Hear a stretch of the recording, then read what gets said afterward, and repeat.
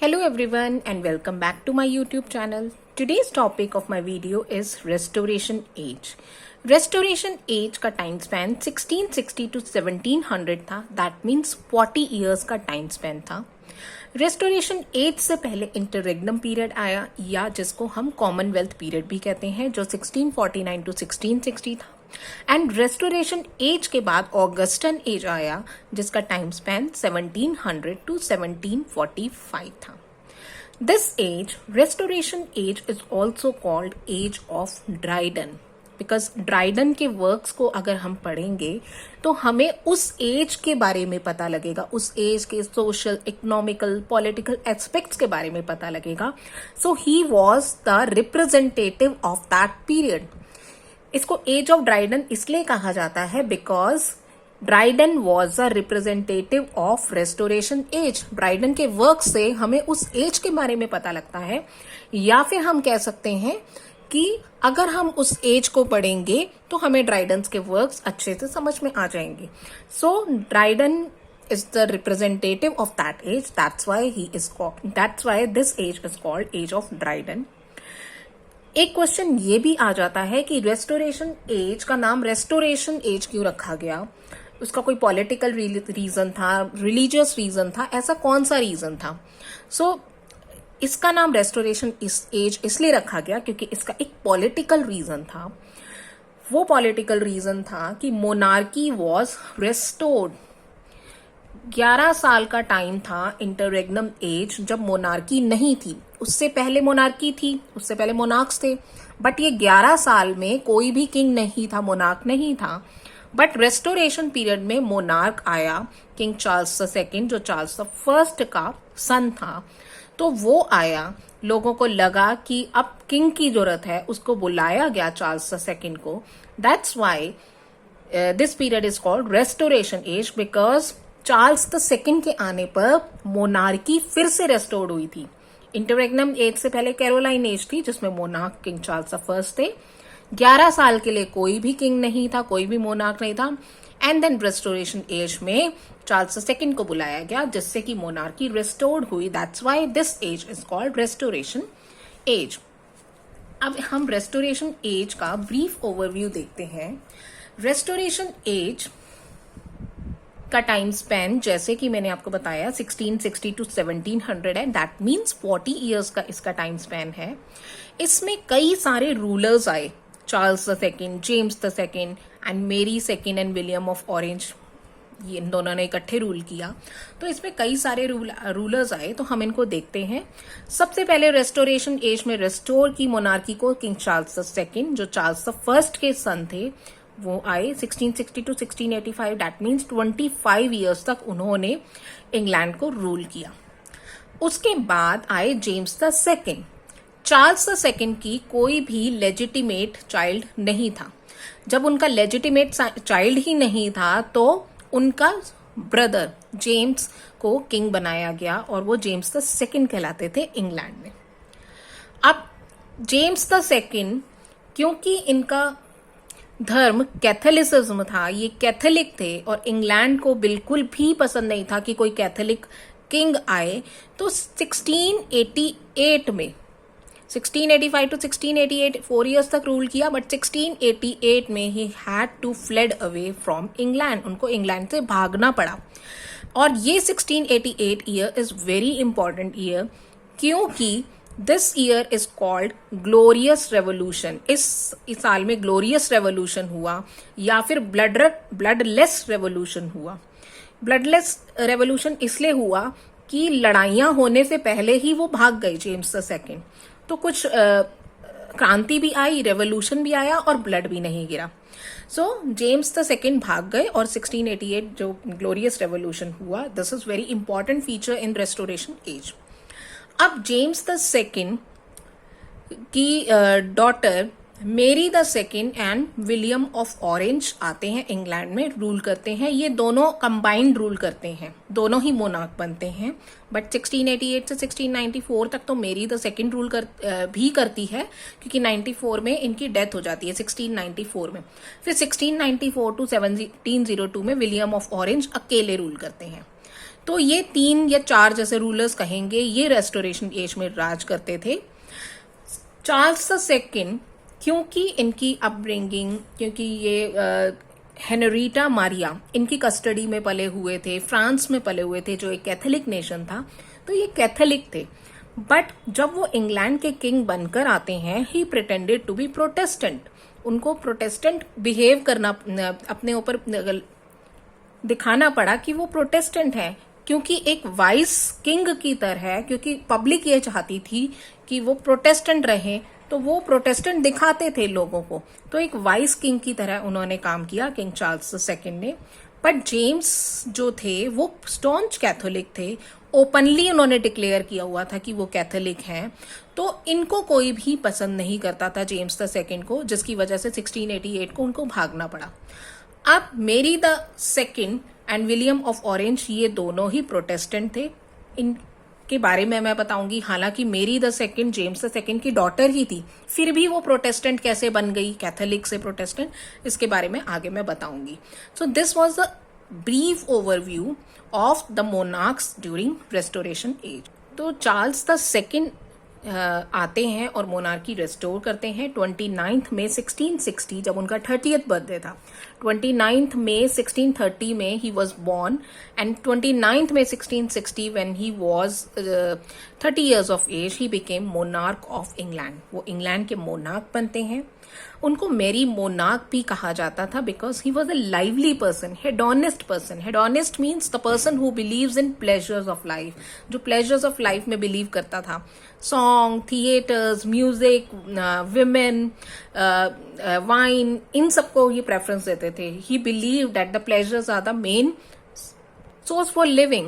So he was called merry monarch. He was a lenient and a tolerant king.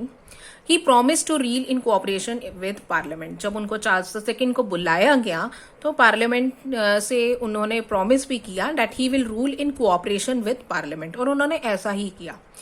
एक act of indemnity and oblivion भी पास करवाया गया, जिसके अंदर ये कहा गया कि जितने भी प्यूरिटन्स थे who were responsible for the death of King Charles the first, who were anti of King Charles the first, they will be pardoned. उनको अब परेशान नहीं किया जाएगा, उनको पार्डन, एक थोड़े सी सेंटेंस दिया जाएगा, मतलब थोड़ी सी जेल की जाएगी और उसके बाद उनको पेनल्टी वगैरह देके उनको छोड़ दिया जाएगा, तो उनको पार्डन कर दिया जाएगा। तो ऐसा ही हुआ, जैसे कि John Milton who was a supporter of Oliver Cromwell who was Puritan, उनको भी जेल में डाला गया किंग चार्ल्स सेकंड के टाइम में, बट उनको जब हैवी पेनल्टी ली गई तो उनको छोड़ दिया गया।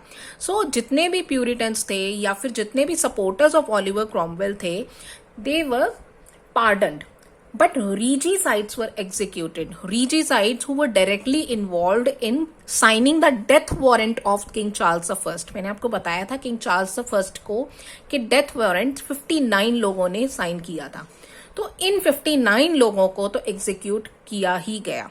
जो उस वक्त अलाइव थे उनको एग्जीक्यूट किया गया, बाकी जो उस वक्त अलाइव नहीं थे उनकी ग्रेव्स में से उनको निकाला गया, उनकी स्केलेटन को निकाला गया और उनको बीहेड करवा के एक ऐसे थ्रो कर दिया गया नॉर्मल ग्रेव्स में, पिट्स में इनको कर दिया गया। जैसे कि मैंने आपको पिछली वीडियो में बताया था कि ओलिवर क्रॉमवेल के साथ भी ऐसा गया। वेस्टमिंस्टर एबे से उनकी स्केलेटन को निकाला गया, उनको हंग किया गया एंड बाद में उनको बीहेड कर दिया गया एंड उनका सिर 20 फीट स्पाइक्स में लगा दिया गया ताकि सभी लोग देख सकें।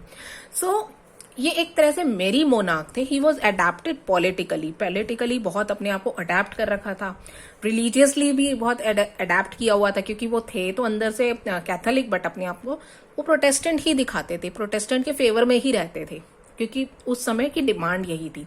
He accepted limited income from parliament उनको लिमिटेड इनकम देता था, बट स्टिल उन्होंने कुछ भी नहीं कहा, उन्होंने एक्सेप्ट कर लिया। He was self indulgent, सैनिकल and hedonist. Self pleasure में बिलीव करता था, विमेन, वाइन, सॉन्ग, ये सब इनके थिएटर्स में चलता ही रहता था, अपने ही प्लेजर से उनको मतलब था। He was less skill in governing, उनको गवर्निंग में कोई स्किल नहीं थी और ना वो अच्छे से रूल करना चाहते थे। Was a irresponsible king. He had 17 illegitimate children with 8 different mistresses. 17 illegitimate children थे, mistresses थी उनकी 8, और जबकि उनका अपना कोई चाइल्ड नहीं था, उनके अपनी वाइफ जो थी कैथरीन ब्रगेंजा, उनसे उनका कोई भी चाइल्ड नहीं था। तो उनमें देखिए आप बहुत सारे वाइसेस थे, still he was the accepted and popular king of England, क्योंकि ये उस समय की डिमांड थी। उस समय जो लोग थे वो स्ट्रिक्ट और डिसिप्लिन प्यूरिटन रूल से निकल कर आए थे। वो फेडअप हो चुके थे प्यूरिटन रूल से कि इतना ज्यादा उनकी सोशल लाइफ छिन चुकी थी। बट अब जब वाइन, विमेन, ये सब चीजें मतलब आ गई तो लोग बल्कि खुश ही होने लग गए। तो आपने देखा कि किंग चार्ल्स द फर्स्ट जो इनके फादर थे उनमें कोई पर्सनल वाइसेस नहीं थे, but still he was unaccepted and unpopular king of England. जबकि किंग चार्ल्स द सेकंड जो उनके ऑपोजिट थे वो एक एक्सेप्टेड किंग ऑफ इंग्लैंड थे, बिकॉज उस समय की डिमांड थी। साथ ही एक टॉलरेंट किंग थे, जबकि king Charles the first he believed in divine rights of the king. तो किंग चार्ल्स द फर्स्ट जैसे मैंने आपको बताया था कि उनकी जो हाइट थी वो 5 फीट 4 इंच थी अपने एडल्टहुड में, and he was recorded as the world's England shortest king, और Guinness Book of World Record में उनको रजिस्टर किया गया। जबकि ये एक टॉल किंग थे, किंग चार्ल्स द सेकेंड, अपने फादर के बिल्कुल ऑपोजिट टॉल, 6 फीट हाइट थी इनकी। बट बहुत सारी अच्छी चीजें भी हुई क्योंकि ये एक politically, socially, religiously adapted person थे। सबसे पहला जो काम हुआ रेस्टोरेशन एज में किंग चार्ल्स II के आने पर, theatres were opened after 18 years। 1642 में when the civil war began, theatres को क्लोज कर दिया गया और 1660 तक थिएटर्स क्लोज रहे, 18 years तक क्लोज रहे। जबकि इनसे पहले थिएटर्स बहुत ही ज्यादा पॉपुलर थे। प्यूरिटन्स की एज में, ये बिल्कुल ओलिवर क्रॉमवेल की एज में तो थिएटर्स तो बिल्कुल गायब ही हो गए थे। तो अब थिएटर्स ओपन्ड हो गए। थिएटर्स जो थे अब प्रोफेशनल थे, artificial lightning, sound effect, sceneries ये होने लग गई। लंदन लाइफ डिपिक्ट की जाती थी, विमेन कैरेक्टर्स को विमेन ही प्ले करती थी। साथ ही साथ अगर किसी राइटर, एक लिटरेरी राइटर को अगर इनकम करनी थी तो ड्रामेटिस्ट बनना उनके लिए एक फायदे की बात होती थी, क्योंकि उस वक्त ड्रामेटिस्ट एक अच्छी अर्निंग लेता था। जो विमेन कैरेक्टर्स, जो विमेन वो पोर्ट्रे करती थी, उनको इक्वली ट्रीट नहीं किया जाता था। They were treated merely as sex object. So theatres were open after 18 years restoration age में। Coffee house culture was developed. इस एज में कॉफी हाउस कल्चर भी डेवलप हुआ। पीरियोडिकल एसेज यहाँ ओरिजिनेट हुए। कॉफी हाउस में लोग आते थे और वहां पर बहुत देर तक कॉफी पीते थे और जितनी देर मर्जी बैठते थे और पॉलिटिकल डिस्कशंस करते थे, अपने वर्क्स के डिस्कशन करते थे। Royal Society for study of science was established. बहुत इंपॉर्टेंट स्टेप जो चार्ल्स II ने लिया। प्यूरिटन की एज में study of science it was discarded, prohibited थी, जबकि इन्होंने royal Society for study of science establish की। It is considered as oldest scientific institution in the world. इससे पहले कोई भी ऐसा साइंटिफिक इंस्टीट्यूशन नहीं बना था, बट ये चार्ल्स II, क्योंकि ये आर्डेंट लवर थे आर्ट के, साइंस के, इन्होंने रॉयल सोसाइटी को एस्टैब्लिश किया। Robert Hooke, Newton, Robert Boyle ये इसके अर्लियर मेंबर भी थे। Puritanism lost its momentum. Puritanism के टाइम में जो स्ट्रिक्ट डिसिप्लिन लॉज थे अब वो चेंज हो गए। अब पूरा atmosphere gaiety, cheerfulness, moral laxity इन सब में बदल गया। दो पॉलिटिकल पार्टीज इमर्ज हुई, Whigs and Tories. Whigs they were the supporter of parliament and Tories they were supporters of king. जो ड्राइडन थे, जो इस एज के रिप्रेजेंटेटिव थे, ही वॉज ऑल्सो टॉरी। सो जैसे कि आपने देखा किंग चार्ल्स I के टाइम में जब सिविल वॉर्स हुए थे तब दो भागों में बदल गए, दो भागों में हो गया था, पार्लियामेंटेरियंस एंड कैवेलियर्स। ऐसे ही इधर दो पॉलिटिकल पार्टीज अब इमर्ज हो गई, विग्स जो पार्लियामेंट को सपोर्ट करती थी और टॉरीज जो सपोर्ट करते थे किंग को। एक बहुत ही ज्यादा इम्पॉर्टेंट जो इंसिडेंट या कह सकते हैं या इवेंट था वो था popish plot. Popish plot is related to restoration age. ये प्लॉट एक ऐसा प्लॉट था जिसमें जो कैथोलिक्स थे वो प्लान कर रहे थे कि जो नेक्स्ट जो राजा आए वो कैथोलिक ही आए। अब ये जो किंग चार्ल्स II थे, अंदर से तो वो कैथोलिक थे बट वो प्रोटेस्टेंट प्रिटेंड कर रहे थे। तो कैथोलिक्स चाहते थे कि ये फटाफट ये चार्ल्स द सेकंड का डेथ हो जाए और जो नेक्स्ट किंग आए वो जेम्स द सेकंड आए, जेम्स आए जो उनका ब्रदर है, जो कि स्टॉन्च कैथोलिक है। तो एक तरह से ये पॉपिश प्लॉट एक कैथोलिक्स की प्लानिंग थी कि किंग चार्ल्स द सेकंड का मर्डर कर दिया जाए ताकि फटाफट जल्दी से जल्दी रोमन कैथोलिक उनका जो ब्रदर है जेम्स वो थ्रोन में आ जाए। So this was the poppish plot. Dryden के वर्क में भी एब्सैलम एंड एचिटोफेल उसमें भी पॉपिश प्लॉट के बारे में बताया गया है। तो ये इंपॉर्टेंट इंसिडेंट्स हैं। 1666 ग्रेट फायर ऑफ लंदन हुई थी। बहुत इंपॉर्टेंट इंसिडेंट है, ये कोई मामूली फायर नहीं हुई थी, ये ग्रेट फायर थी। 5 दिन तक चलती रही। ये कहते हैं कि बेकरी से स्टार्ट हुई थी, बट कोई कोई कहता है कि ये पॉलिटिकल रीजन या कोई प्लानिंग के तहत शुरू हुई थी। It destroyed 13,200 houses and 87 churches. बहुत ज्यादा नुकसान हुआ था, बहुत ज्यादा इंग्लैंड को।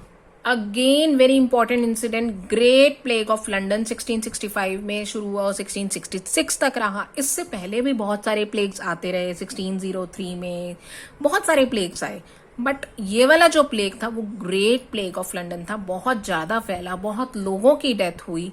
इससे पहले जो ग्रेट प्लेग कह सकते हैं या ब्यूबॉनिक प्लेग कहते हैं या ब्लैक डेथ जैसे कहते हैं, वो आया था 1348 to 49 में। ये चौसर के टाइम में आया था।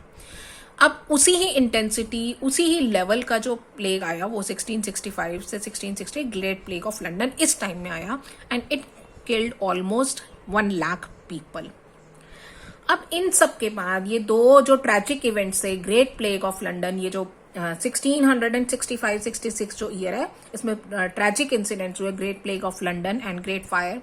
तो इनके बाद लंदन रीबिल्ड हुआ, रिकंस्ट्रक्ट हुआ, एक नए तरीके से रीबिल्ड हुआ।